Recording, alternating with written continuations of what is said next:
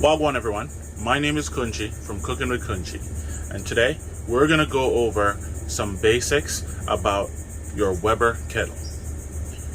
The Weber kettle is one of the most bought and one of the most versatile grills slash smoker that you can find on the market. It's been on the market for a long time. It's the original Weber grill, and I'm going to show you how you can get the most out of your Weber grill with 5 tips. Stay tuned and watch this. First tip that I'm gonna tell you about with the Weber kettle is called the Vortex Method. This is called a Vortex, and you can find this on a few barbecue websites as well as Amazon.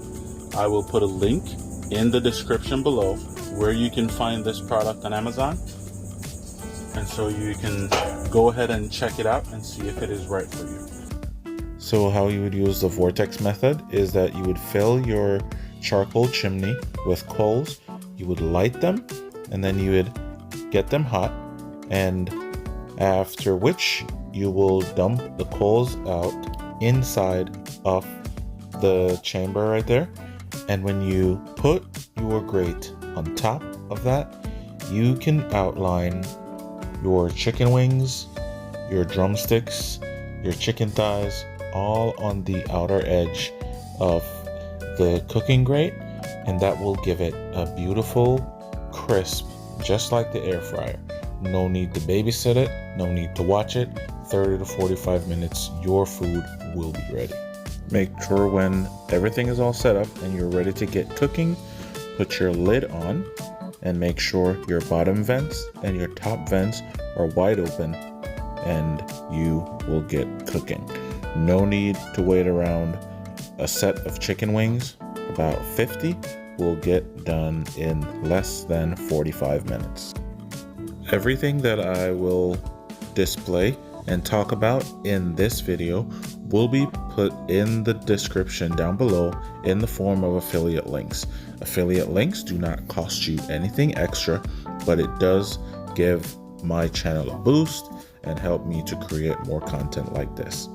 This method will be called the reverse vortex, where you will put the charcoal outside of the chamber instead of inside.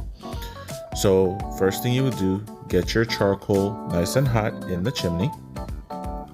And when you are done with that, you would dump the charcoal all outside of that rim. Usually that takes about a full chimney of charcoal. That way, this will act as a heat deflector, and you will cook your meat in the center of the cooking grate. So this is good for whole chickens, pork butts, as well as any type of roasts. This cook usually takes a little bit longer because it's not a convection style cook, but it's a low and slow smoke. One bonus tip with this method is that you could line the inside of the vortex and use that to catch your drippings, and so you won't lose any of that. Again, when you add your lid to this, you want to make sure your bottom vents and your top vents are wide open.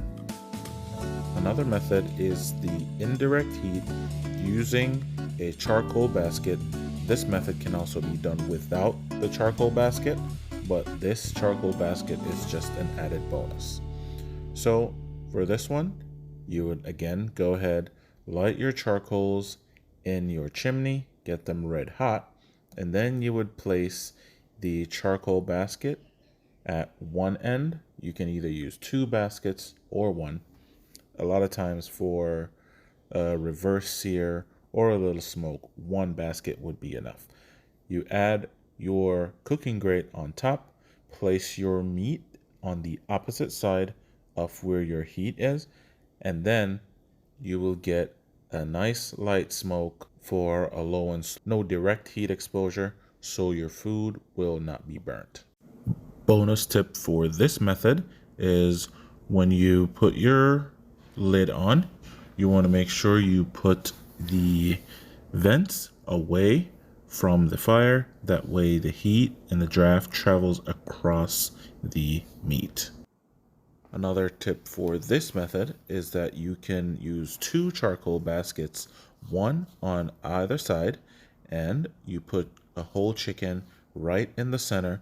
It cooks from both sides, really delicious, really slow cooking, and your meat still will not burn. This time, however, when you put your lid on, you would put the vent in the center between both hot zones.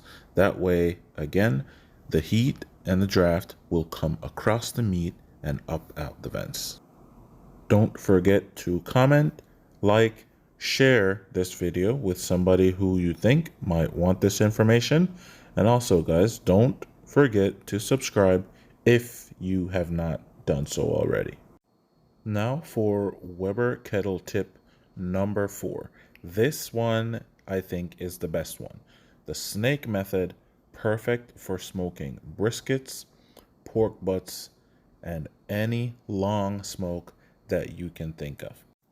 So for this cook, you want to stack charcoal briquettes around 3/4 ways off the diameter of the Weber kettle and stack them one on top of the other, and this will give you a long, perfect, even smoke all through your cook. When you have lined out your briquettes around 3/4 ways of the cooking chamber, what you will do is get about 6 briquettes into your chimney, light them and get them hot, and then you will add them to one end of the charcoal snake, and it will burn evenly all the way around, nice and slow, and give you a perfect cook. The absolute best tip that I can give you with this method is that you have to use the best charcoal. And the best charcoal for this method is the B&B charcoal briquettes. I have used other charcoal, and for example, Kingsford will give you only 6 hours. With the B&B charcoal, a snake around 3/4 ways of the diameter of the kettle, you will get up to 14 hours of undisturbed, low and slow cook time. This method is absolutely perfect for long, slow cooks, and you will not have to babysit your food. Tip number 5 is what I will call the direct indirect heat using a griddle plate on the Weber kettle. For this tip, as usual, you would light your charcoal. You can use briquettes or lump charcoal for this one, and light them up and get them hot. You can use a basket or not, but if you're not using a basket, you'll just dump all the charcoal out on one side of your kettle, and now you'll go ahead, add your griddle plate on top, just like I'm doing here. And what will happen is that the charcoal will heat one side of the griddle to maximum temperature, and you will keep the other side of the griddle not so hot. So for example, when I'm doing Taco Tuesday, I cook my meat over on one side, and when I'm done, I can bring it over on the other side so it doesn't get overcooked while keeping it warm. And then I can go ahead and add my fajitas, my tortillas, get them hot, or veggies. And then when we're done, we can take everything off but the griddle plate. Easy cleanup, no mess, and you are not exposing your food to extreme heat. Go ahead and check these out. As I said, the items will be listed in the description below in the form of affiliate links. Again, affiliate links do not cost you anything, but if you use my affiliate links, I do get a kickback, and it helps the channel out. Helps me to create more content like this for you guys. So that's it for my 5 tips for setting up your Weber kettle. To recap, we have the Vortex, the reverse Vortex, the Indirect, heat using the charcoal basket. We have the snake method, and then we have the griddle method using a direct indirect heat approach also. All right, if you like what you see in this video, go ahead and smash that like button. Subscribe if you haven't already. Thank you for watching, and I'll see you in the next one.